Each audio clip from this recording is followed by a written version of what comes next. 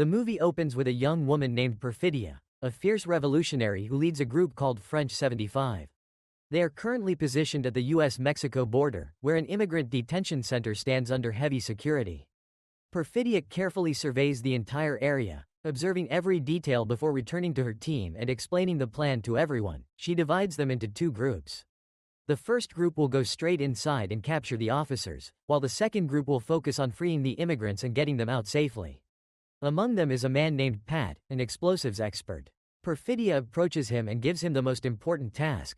He must carry out a massive explosion that will distract everyone, allowing the rest of the team to complete the mission and escape. They wait patiently until nightfall.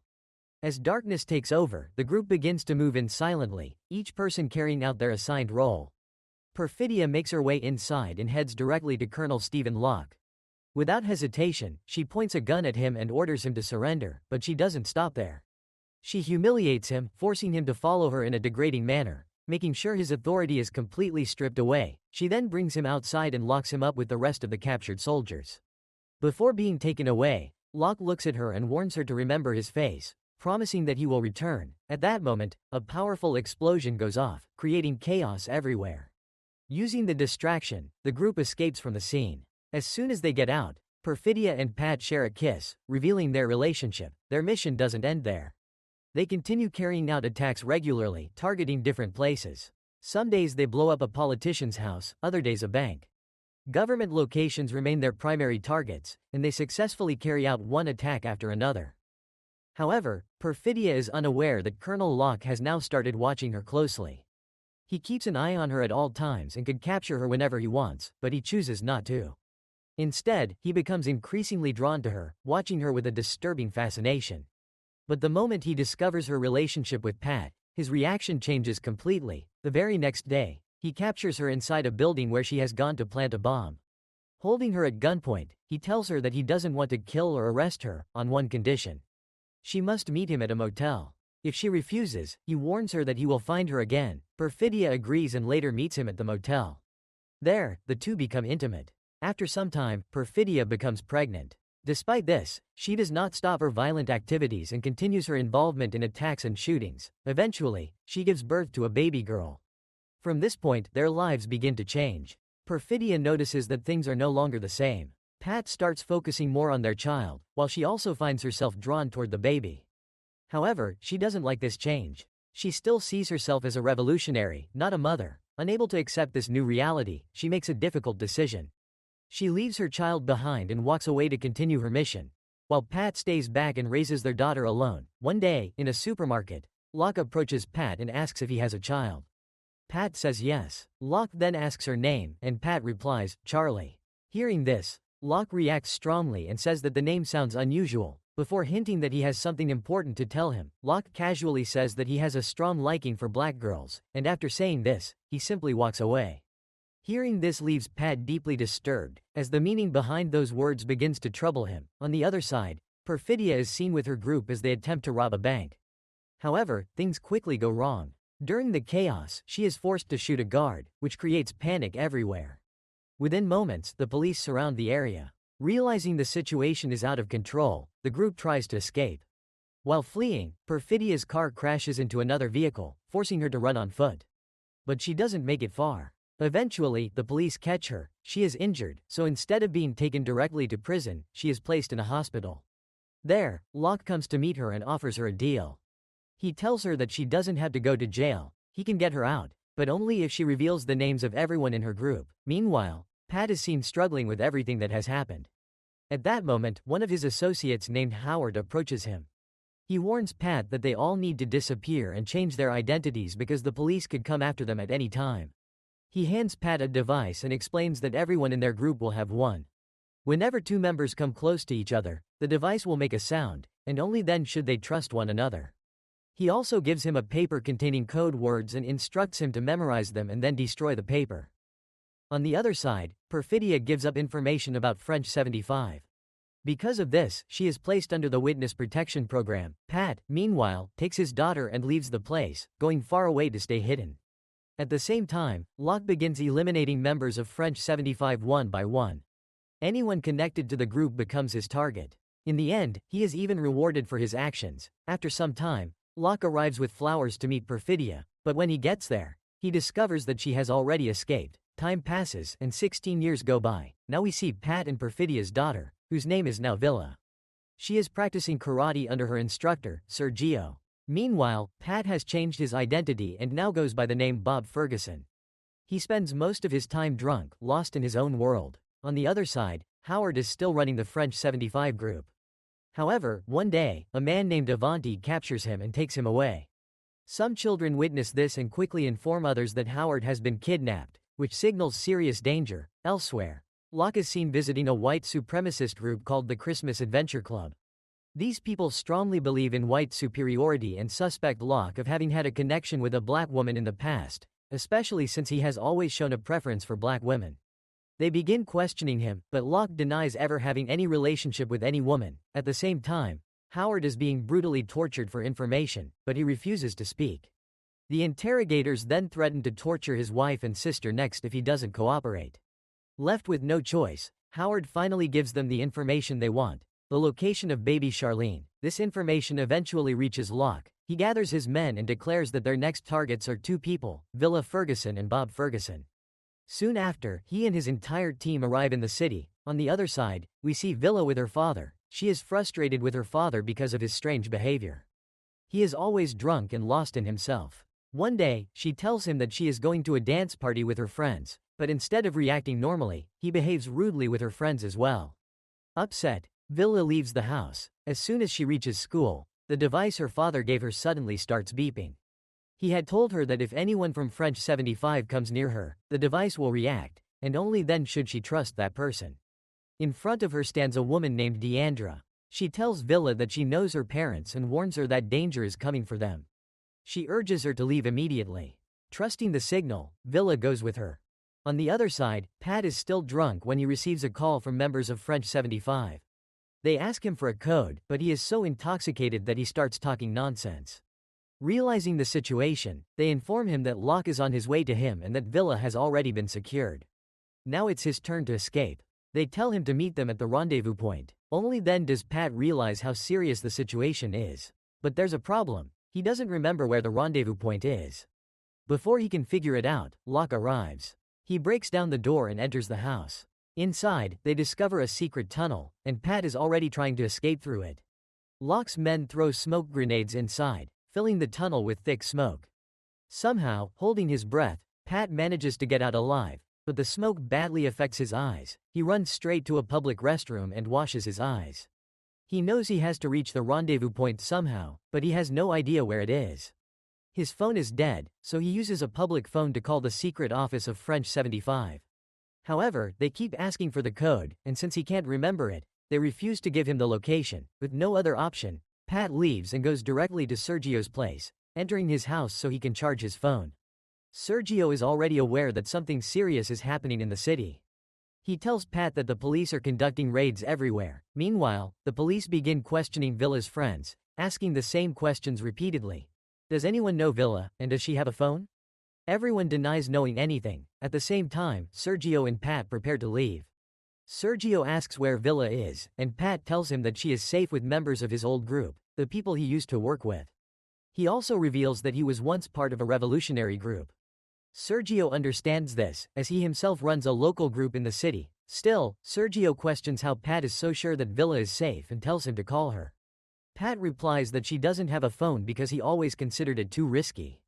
But Sergio corrects him, saying that he should know, she does have a phone. On the other side, Deandra talks to Villa and asks if she knows who Locke is. Villa says yes. Her father told her that Locke is the man responsible for killing most members of the group, including her mother. Meanwhile, Pat and Sergio arrive at a shop so Pat can charge his phone. But the entire city is in chaos, with panic spreading everywhere. Sergio then takes Pat to a secret location where many immigrants are hiding. Standing there, Sergio addresses everyone. Sergio tells everyone that they must leave immediately. At the same time, Pat finally manages to charge his phone and calls French 75. However, they keep asking him for the code again and again. Frustrated, Pat starts shouting at them and demands to speak to a senior. When the senior gets on the call, he recognizes Pat after asking a few personal questions. He then orders the man beside him to immediately give Pat the location of the rendezvous point. Now Pat finally has the location, but it's far away. Before they can act, the police arrive at the spot. To escape, they open an underground tunnel so all the immigrants can get out safely. Sergio then goes to Pat, hands him a gun, and tells him that his students will help him escape. Pat thanks him, and the students take him with them. Meanwhile, the police begin arresting all the students. During this, someone reveals that Villa has a phone and even provides her number. The police immediately call it. As soon as the phone rings, Deandra becomes furious and questions Villa about why she didn't mention having a phone. She quickly throws the phone away, but it's too late. Locke already gets the last location and sets out with his men. On the other side, Pat is escaping with Sergio's students, jumping from one rooftop to another. However, at one point, Pat fails to make the jump and falls onto a tree. Even after hitting the ground, he gets up and tries to run, but the police use a taser on him, knocking him unconscious, assuming he is just another protester. The students quickly inform Sergio about what happened. Meanwhile, Villa reaches the location known as Sister Viewers. There, the leader named Roche approaches her and tells her that her mother betrayed them all. Because of that, they cannot trust her easily and will keep a close watch on her to make sure she doesn't betray them as well. At the same time, a man named Team is called into an emergency meeting. These people are part of the Christmas Adventure Group. They discuss Locke, as they have received secret information that he has a daughter born from a black woman named Perfidia. If this is true, they consider it a serious offense, as they strongly believe in white supremacy. Team asks where Locke is, and they inform him that Locke is currently in the city, causing chaos everywhere. They believe he is searching for his daughter so he can kill her before anyone else finds out the truth and ends the matter himself. But the situation is far from over. They explain how Locke arrested Perfidia, placed her in witness protection, and had a child with her. Now they order Team to find Locke and kill him. Understanding the seriousness, Team sets out to locate Locke. On the other side, Villa is seen practicing shooting, but she is disturbed by the fact that everyone sees her mother as a traitor. Meanwhile, Pat is in police custody, pretending to be heavily intoxicated. After some time, a nurse approaches him and calls him by his real name. She then mentions that it seems like he hasn't taken his insulin injection. Pat immediately understands that she is trying to help him, so he plays along and says that he hasn't taken it. He is then taken to the hospital, where the nurse secretly unlocks his handcuffs and tells him how he can escape. At the same time, Locke reaches the location where the phone was last found. Locke reaches the location where Villa's phone was last traced, but he doesn't find anything there. He starts asking people nearby if there's anything unusual around. Someone mentions that there is a farm nearby, but it is only occupied by nuns. Hearing this, Locke finds it suspicious and immediately heads there with his men. They raid the place, arrest all the nuns, and drag Villa in front of Locke. He orders everyone to leave the room and then takes out a device to conduct a DNA test. He wants to confirm whether Villa is truly his daughter. He collects a sample from her mouth and then from himself. As they wait for the result, Villa tells him that no matter what the outcome is, he can never be her father because she already has one. The two argue for a long time. Finally, the result arrives, and both of them are shocked. The test confirms that Locke is indeed her real father. Meanwhile, Sergio is bringing Pat along and tells him to jump out of the car because the police are chasing them. Pat jumps out, and all the police vehicles continue following Sergio. Pat, now alone, takes a gun, steals a car, and heads toward the hills. After some time, when he reaches the hill area, he sees that Locke has already arrived there and has Villa with him. Locke is about to put her into a car. Pat tries to aim and shoot, but he misses. Locke drives away while others start firing at Pat. Somehow, Pat manages to escape, gets into his car, and starts chasing Locke. Locke then goes to a bounty hunter named Avanti and orders him to kill the girl. Avanti refuses, saying he doesn't kill children. Enraged, Locke tells him to take her to a nearby militia group instead, as they will kill her. Avanti agrees. They force Villa into a car and drive away. Locke leaves in one direction, while Avanti heads in another. On the other side, Pat is desperately asking around for information about Locke's car to continue the chase. He finally gets a lead and moves forward. At the same time, Locke is driving when another car pulls up beside him. Inside that car is Team. He signals Locke to roll down his window. As soon as Locke does, Team shoots him. The bullet hits, and Locke's car crashes. Team steps out, checks whether Locke is dead or not, and then leaves. Meanwhile, Avanti reaches the militia group with Villa and tells them that Locke has sent her. He then goes back and sits in his car. At that moment, Pat arrives at the crash site and finds Locke severely injured, almost dead. He looks around desperately, hoping to see his daughter, but she is nowhere to be found. Without wasting time, he leaves to search for her. On the other side, Avanti sits in his car when some men arrive. He realizes that they are going to kill Villa, and he doesn't want that to happen. Taking a stand, he pulls out his gun and frees Villa's hands, which were tied to a chair. Then he starts killing the men one by one. Taking advantage of the situation, Villa runs outside and gets into a car. But once inside, she realizes the car keys are still with Avanti. She notices a gun nearby, picks it up, and goes back inside. There, she sees that all the men inside are already dead, including Avanti. Villa then takes the keys from his pocket, gets into the car, and leaves the place to escape. After driving for a short distance, she notices another car following her. Inside that car is Team, who has come to kill her. After a short chase, Villa stops her car in a blind spot. Team's vehicle crashes into it from behind. He gets injured but still comes out and tells her to step outside. Villa asks for the code, but Team doesn't understand anything. She quickly realizes he is the enemy and shoots him in the head. Meanwhile, Pat also sees the car accident. He stops his vehicle and starts searching for Villa on foot. Villa is extremely scared at this point and keeps asking for the code repeatedly. Pat sees her and starts saying the code again and again, telling her that he is her father. Hearing this, Villa finally feels relief. Pat hugs her and takes her away from there. But Villa already knows deep inside that the man who raised her is not her real father. At the same time, we learn that Locke is still alive. His face is covered in blood, but he somehow reaches a hospital. After some months, he is seen in front of the Christmas Adventure Club again, being interrogated about his connection with Perfidia and whether he has a child with her. Locke then says that he is a soldier. He has won many battles and has also been captured a few times. He claims that once he was captured by black people, and Perfidia forced herself on him, leading to the birth of a child. When asked why black people would do such a thing, Locke suggests they may have wanted a child who is strong and intelligent like him. After hearing this, the group takes him to another room and tells him that he is now a permanent member. They say the office belongs to him. He walks inside and sits down while the door is closed behind him. Locke feels relieved, thinking he has finally been accepted, but suddenly, he notices gas filling the room.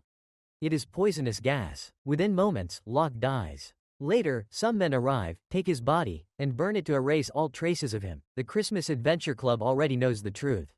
They suspected that Locke was the one who helped Perfidia escape. They also know that Perfidia is still alive somewhere in the world, but they no longer want to chase her. However, they cannot forgive Locke either. So they eliminate him completely. On the other side, Pat finally tells Villa the truth and says that her mother is still alive.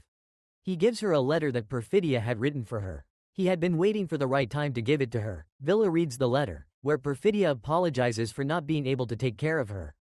She says that when she was young, she tried to change the world, but now she feels weak.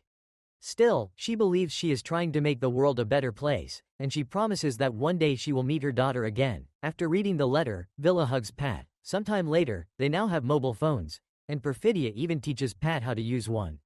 Later, a radio broadcast announces a protest happening in Oakland, and Villa wants to go there. Pat does not stop her, and she leaves. This shows that she is now following in her mother's footsteps, fighting for truth and justice, and with that, the movie comes to an end.